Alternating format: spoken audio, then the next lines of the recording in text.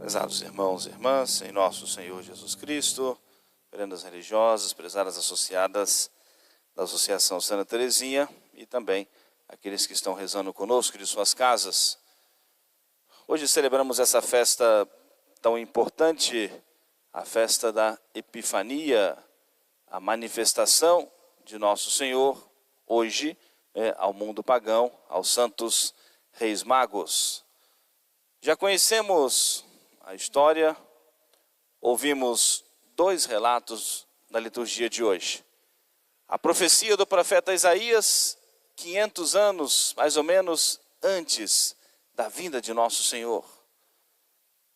E o profeta Isaías, tendo sido inspirado por Deus, anunciava que Jerusalém seria invadida por esses camelos e dromedários e as comitivas que viriam do Oriente para adorar nosso Senhor. O Evangelho de São Mateus já nos narra o fato acontecido. Aparece a estrela aos reis lá no Oriente.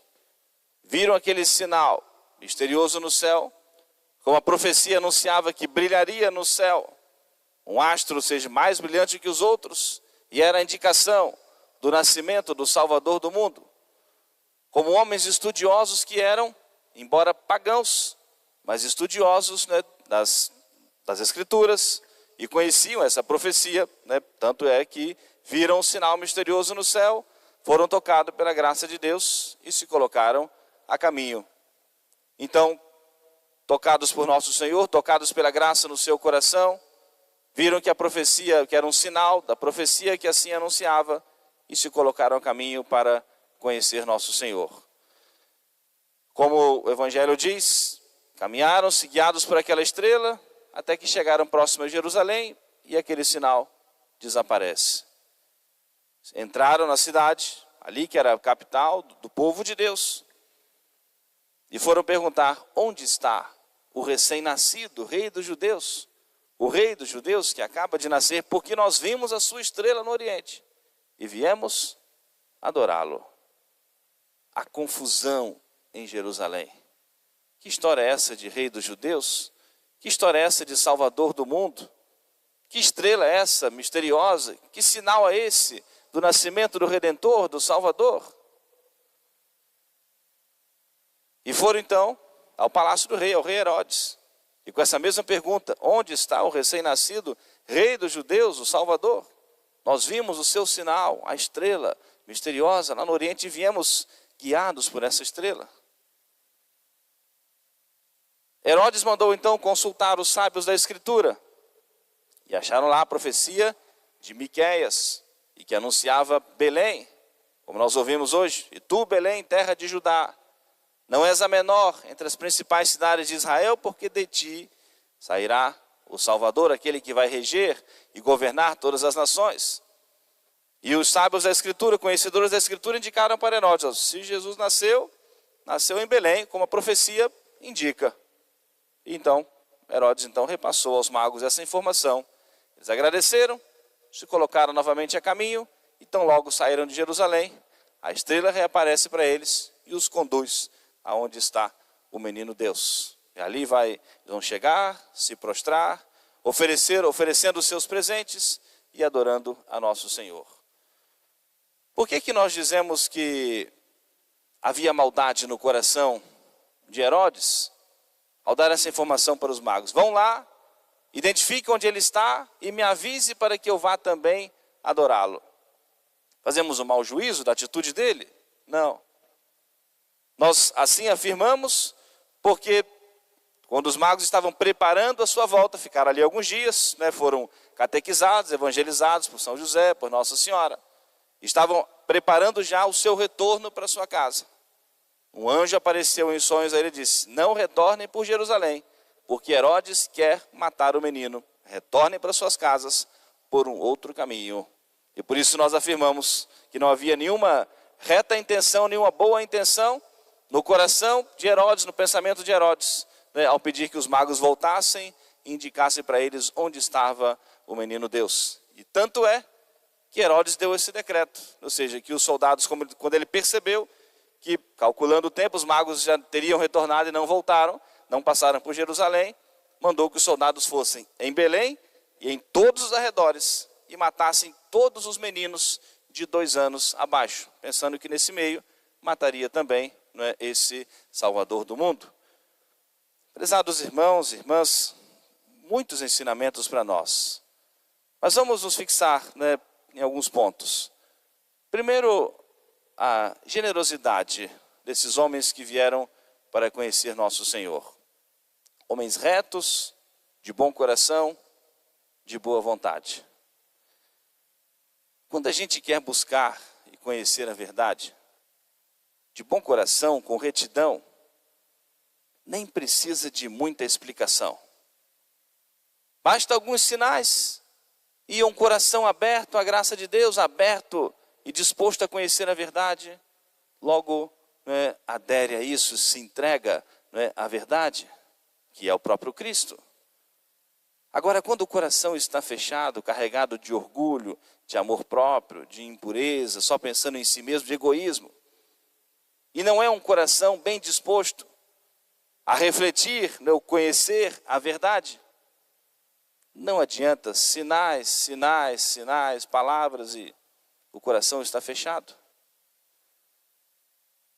Para os magos, embora pagãos, não pertenciam ao povo de Deus, mas homens retos, bastou ver aquele sinal, podemos dizer que era muito frágil, mas esse sinal misterioso no céu, essa estrela, tocados pela graça e se colocaram a caminho. E por onde passavam, diziam sempre a mesma coisa: nós vimos a sua estrela no Oriente e viemos adorar o Messias, o Salvador, e viemos adorá-lo.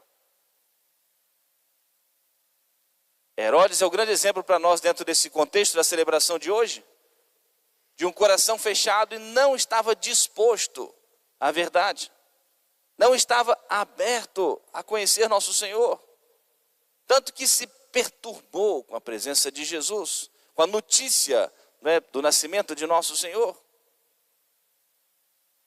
E um coração fechado, os conhecedores das Escrituras citaram para ele: as Escrituras anunciam aqui.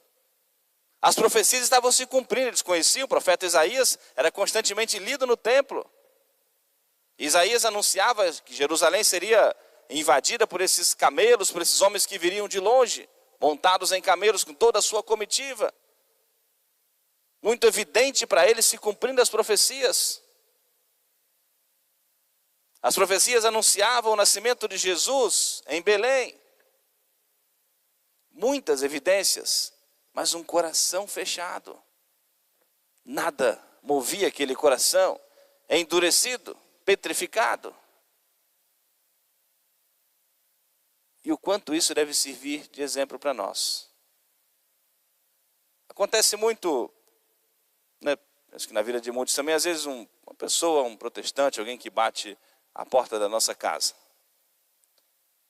Se a pessoa às vezes ela vem tentando de convencer a gente a abandonar a fé católica, ou em alguma outra ocasião que a pessoa às vezes vem conversar. E é nítido, logo nas primeiras palavras, se a pessoa está disposta a ouvir uma outra explicação, né, diferente daquilo que aprendeu, ou se quer apenas contestar e negar a todo tempo as verdades católicas. Fica muito nítido. Os argumentos são sempre os mesmos. Nossa Senhora, virgindade de Nossa Senhora, irmãos de Jesus, culto das imagens, sempre os mesmos pontos. Bate a nossa porta com os mesmos pontos. Estão dispostos, não vamos ver, ou seja, o que a Igreja Católica diz sobre isso? Não estão dispostos a isso. Não estão dispostos a pensar, quem sabe, né, a verdade está, né, na pregação da igreja e não naquilo que ouviram, que aprenderam. Mas quando a pessoa vem disposta a abrir o seu coração ao conhecimento da verdade, e disposta a partir do momento que reconhece que está errado, se dispõe a mudar, a conversa é completamente diferente. Mesmo que a pessoa aprenda os questionamentos baseados naquilo que aprendeu. Ou seja, para esclarecer, às vezes desde a infância ouviu, né, que é demoníaco, né, ou seja, é idolátrico, né, a igreja tem as imagens, não é? Desonrar Nossa Senhora, a virgindade perpétua de Nossa Senhora. Quando a Bíblia fala dos irmãos de Jesus, entre outras coisas. Mesmo que apresente o questionamento, mas disposta a ouvir o que a igreja diz sobre isso. Talvez esse ensinamento da Igreja Católica você nunca ouviu falar. E começa a esclarecer. A presença real da Eucaristia, o sacerdócio, o sacramento da confissão, que são pontos que são sempre batidos aí na mesma tecla. Quando o coração está fechado, não vale nem muito a pena a gente gastar palavras. Vai fazer muitas vezes raiva. Mas é um coração aberto, disposto a refletir, a questionar a sua consciência, a buscar a verdade. Aí vale a pena nós gastarmos um tempo na evangelização. E a festa dos reis nos ensina isso. Os reis, homens pagãos, mas abertos à verdade. Abertos a conhecer Nosso Senhor e o quanto eles foram privilegiados por isso. Herodes governava o povo de Deus, ungido como rei para governar o povo de Deus. Entre tantos outros contemporâneos que foram educados desde o berço, nas profecias, no judaísmo. E nasceu Jesus. E em Belém não havia um local adequado para ele, na hospedaria. Rejeitaram Nosso Senhor. Aqueles que ouviram essa notícia, muitos se perturbaram. E Jesus não traz nunca perturbação na nossa vida. Traz sempre a paz, a serenidade, a paz ao nosso coração, ao mais profundo da nossa alma. A festa dos Santos Reis Magos exalta para nós a importância da fé católica e da igreja. Que deve ser sempre essa luz, essa estrela que brilha para nós. E que deve ser sempre referência para nós. Deve ser sempre referência. Eu já citei esse exemplo aqui, outra ocasião, mas me vem à mente nesse momento. Me lembro uma ocasião, e que diz respeito, ilustra bem esse ponto. Uma ocasião, às vezes, no seminário, eu já estava no grupo dos mais velhos assim, do seminário, já como diácono, e teve uma experiência vocacional, e veio vários rapazes, né, de um lugar, de outro, para conhecer o seminário, e a gente ficava muito próximo assim, para acompanhar as conversas, né, dos grupos que vinham de um lugar, de outro, para a gente poder acompanhar e dar algum direcionamento junto com o padre. E me lembro, não me lembro o assunto que era, mas umas conversas assim, de recreio, e um jovem falou assim: o que a igreja diz sobre isso eu não sei, mas a minha opinião é essa. Bom, aí eu tive que intervir nisso, mas como católicos, não está certo esse seu parecer. Sobretudo se é um ponto importante, né, ou seja, né, da fé, da moral. É sentir com a igreja, é crer com a igreja. O que a igreja diz é isso, mas eu penso de outra maneira. Bom, mas se você é católico, batizado, crer e professar tudo aquilo que a igreja não é crê e ensina, a nossa submissão, obediência ao Santo Padre, o Papa, né, a nossa vida, sermos católicos vivos na vida da igreja, a nossa vida sacramental, mas crer e professar em tudo aquilo que a igreja propõe para nós como verdade de fé. Então, se nós somos católicos, nós cremos em tudo, e a minha opinião, podemos dizer, tem que ser aquilo que ensina a igreja. E se eu tenho uma opinião contrária daquilo que ensina a igreja, eu preciso mudar a minha opinião. Eu preciso mudar o meu modo de pensar. E preciso crer e professar a fé em tudo aquilo que a igreja nos ensina. Que não basta que eu creia em alguma verdade que eu vou selecionar. Essa sim, essa não. Mas em tudo aquilo. Porque senão eu nego um princípio. A seleção, a escolha daquilo que é verdadeiro ou não, não está em mim. Mas a igreja, quem me ouve, a mim que ouve, diz nosso Senhor. E quem me despreza, é a mim que despreza. Quem vos despreza, quem vos ouve, a mim que ouve. Quem vos despreza, é a mim que despreza, diz o Senhor. Tudo que ligares na terra será ligado no céu, tudo que desligares na terra será desligado nos céus. Por isso, a festa dos Santos Reis traz essa referência para nós da igreja, que deve ser a referência da nossa vida. Às vezes em conflitos, né, de casa, quando uma das partes, né, frequenta a igreja, a outra não, né, o esposo ou a esposa, ou vice-versa. Às vezes também se ouve, né, essa reflexão. Não, mas a igreja ou o padre não tem que dar opinião dentro da minha casa. Não é dar opinião dentro da sua casa, mas os princípios morais cristãos, eles têm que ser ensinados aqui, mas para serem vividos em casa, em família. Aqui nós somos alimentados pelo pão da palavra de Deus para formar a nossa consciência. É a missão da igreja de formar a nossa consciência desse caminho reto, claro, da verdade. Eu sou o caminho, a verdade e a vida, nos diz o Senhor. E para que nós possamos colocar essa verdade em prática em nossas vidas. Então a igreja vai dizer sim. Quais são os princípios morais, as verdades de fé que precisam ser vividas em casa, em família. Aquilo que está certo ou aquilo que está errado na vida matrimonial. As orientações morais na educação dos filhos, na formação da consciência dos filhos.